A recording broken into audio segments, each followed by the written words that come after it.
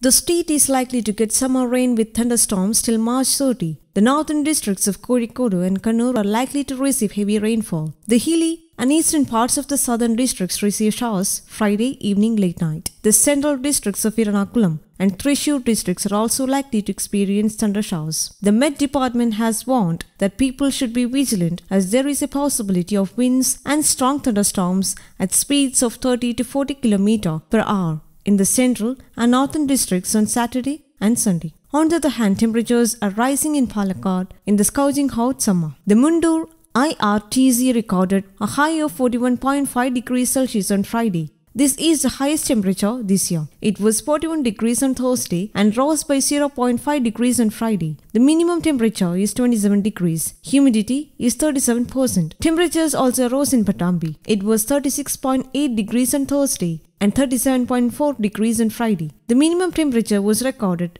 at 25 degrees and the humidity at 90% in the morning and 33% in the evening. The maximum temperature in Malampuzha Dam area was 37.4 degrees. The minimum temperature was 26.3 degrees and the humidity 26%. The temperature has reached 40 degrees 8 times this month. According to a new study, potentially deadly heat waves will likely become more common in India and other South Asian countries in the coming decades, even if global warming is limited to 1.5 degrees Celsius. Scientists, including those from Oak Ridge National Laboratory in the US, said such an increase in extreme heat events can create unsafe labor conditions in major crop-producing parts of India, such as Uttar Pradesh and West Bengal, as well as coastal regions and urban centers like Kolkata, Mumbai and Hyderabad. According to the research published in the journal Geophysical Research Letters, with 2 degrees of warming, the population's exposure to lethal temperatures